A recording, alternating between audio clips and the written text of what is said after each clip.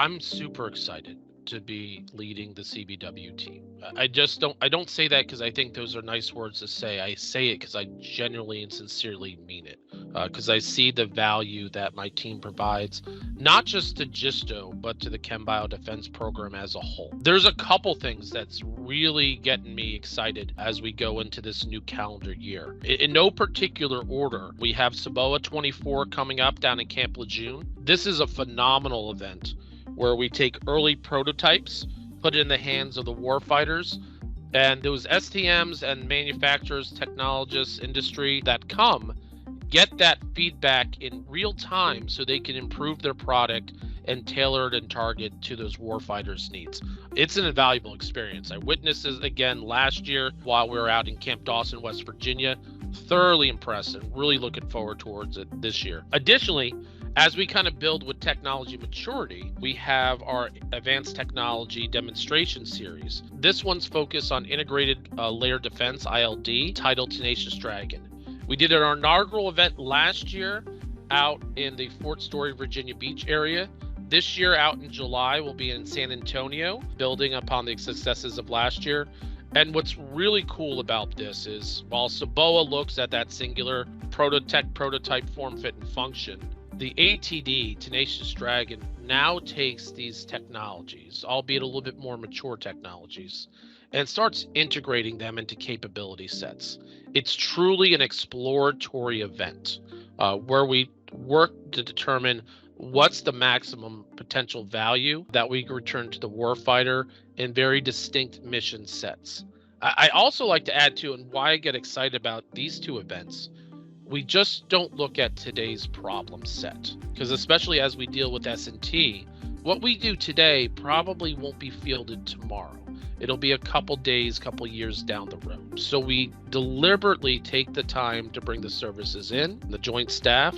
They brief us and inform us on their future operating concepts, and then we align that future operating concept and environment to those user assessments in Saboa, to those advanced technology demonstrations in Tenacious Dragon.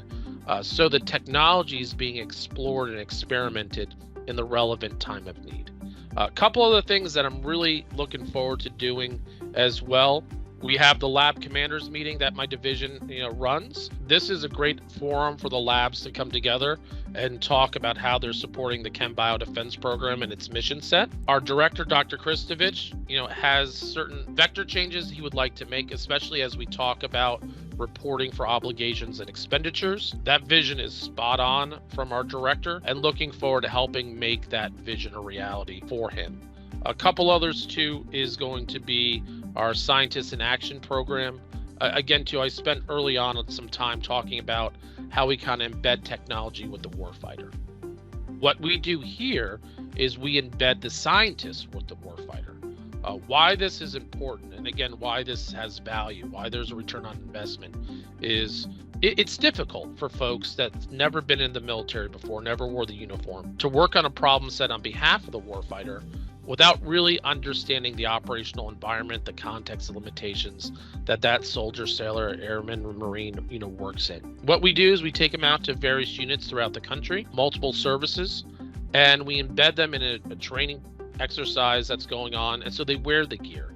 They talk to the Marines, they talk to the soldiers, they talk to the airmen, and they see firsthand and get exposed. All right, what's the challenges when wearing MOP gear, that protective ensemble? And when I'm working with gloves, it's a little bit different than I'm working on the bench in the lab. They take that knowledge, not only implement that into their ongoing and future S&T development efforts in the respective labs, but the really cool part too is it's a fun event. And because it's such a good, fun event, they share that knowledge with their peers. So it's not just a single point of investure. It spreads, throughout.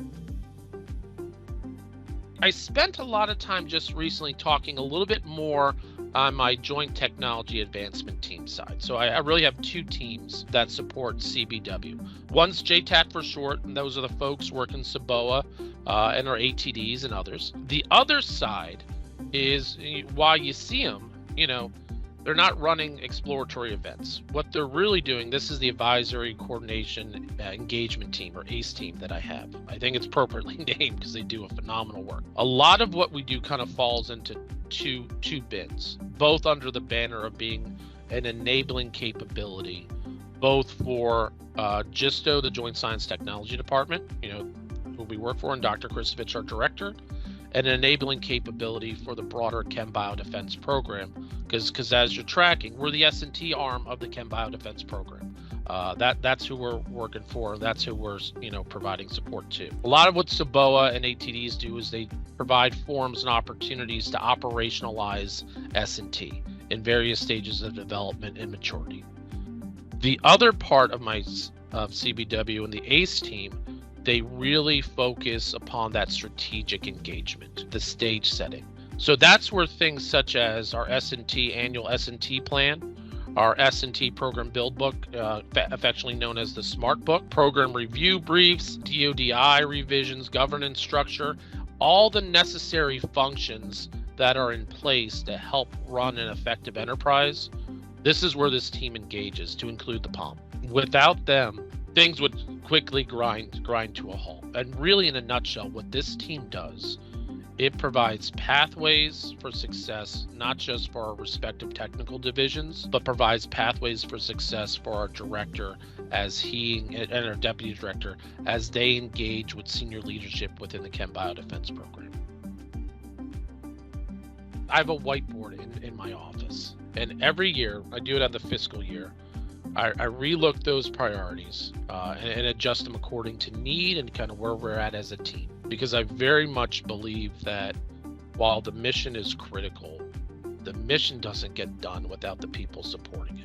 And the people can't support it if they don't have the appropriate resources, time, training, and leadership support and able to succeed and execute. So that's really where my priorities, focus on. And that whiteboard's deliberately placed right in front of me. So whenever I lift my head up, it's a constant reminder of, hey, if you can do nothing else right, focus, in this case, these 4 things. Not a surprise, especially with the team emphasis and the development. Team development really is my number 1 priority for the entire division. Again, providing the resources, the training, the information, and not just information to one, but sharing the information across the team is what enables us to be successful. Some of the things that we do are long lead items, meaning that multiple months in planning, and we know dates well in advance. Other things, especially as we get into POM or strategic engagement with plans, policy, and different changes that affect the enterprise, could be occurring in real time. What was valid today may not be exactly the same tomorrow. So it's the team development piece. The next one really is executing with a sense of urgency at the time of need, time of relevancy. This is critical. Decision makers and our senior leadership, need information in order to move forward. They don't always need that 100% solution, but they do need a level of fidelity and level of trust and confidence that they can make a decision off of going forward. That's the big thing. As we're in support of our technical divisions and our director in the broader Chem Biodefense program, we would be doing the wrong thing if we weren't moving at pace to make sure that the information is provided when it's needed, so it could be used appropriately. The last 2 really is talking about kind of value and our ability to achieve that value. So one of the big things too that we built last year, and again, big thanks to all my predecessors in the division chief role who set the foundation for this, but it's how do we increase our return on investment to our CBD stakeholders. A lot of that really is going to be on the JTAT side. For example, one of the things I'm really excited about is with SABOA. SABOA produces a final report. It's lengthy. There's a couple trees that gave their life for this report. A lot of good information in there. And we've done more than one SABOA. We've done them since 2018. So what I challenged the team to do this year, they knocked it out of the park, was can we condense these piles of paper since 2018 and really extrapolate, pull out kind of the key, consistent, repeated observations and findings that we've heard so we can best inform the requirements community, the advanced development community, the testing and advanced development community. Meaning that, hey, if you're going to do the next generation mass, next generation chemical detector, you may have a bunch of great ideas, but since 2018, we have consistently heard these 8 things directly out of the warfighter's mouth. This is why they're important to them. This is how it impacts them. We may want to pay attention to those 8 things. The same thing too, as we go into our ATD series, Tenacious Dragon, the return on investment, again, is focused on information. It's an exploratory event. And with all of these, we use the term failure in S&T a little bit different than we do in other contexts, where failure can be okay because you learn from it. But what I've challenged the team is to put more defined metrics for these integrated capability sets. So when we do the exploration in the ATD, we can say, all right, this is what worked, this is what didn't work, this is how it impacted our ability or the commander's ability to make timely decisions. This is how, this combination of capability sets provided increased level of protection or mission performance for these warfighters. Or conversely, hey, if you put it in this combination, you really get a diminished return on investment. So, don't do that. That's a good finding. That's a good thing to know. So return on investment, huge. The other part too, as I mentioned with the ACE team, is we don't do this in a silo. We don't do this alone. We do this as a team, headed by the DASD's office with our partners throughout the Chem Bio Defense Program enterprise. Without that coordination and engagement, and frankly, understanding the perspectives of the other stakeholders at the table, on the phone, in the room, what have you, that's how we communicate effectively. That's how we move towards solutions that actually provide results as opposed to fighting each other. Really, really excited and proud of my ACE team for dealing with those challenges and kind of coming across the table and say, okay, hey, how can we work together to get a solution? It's not just hearing what folks say, but actively listening to what they say and taking that into account and working that into the plan going forward. Definitely, I'm looking forward to the ATD, Tenacious Dragon 2. You're going to see many changes, positive improvements from where we built the inaugural event down at Virginia Beach into our second run at San Antonio area. I mean, that's part of the intent too. You learn, you see what you can do, but really looking forward to how the metrics come into play, like literally, and more importantly, how we communicate those findings to the broader Chem Bio Defense Program. I said it just a couple minutes ago, I'll say it again.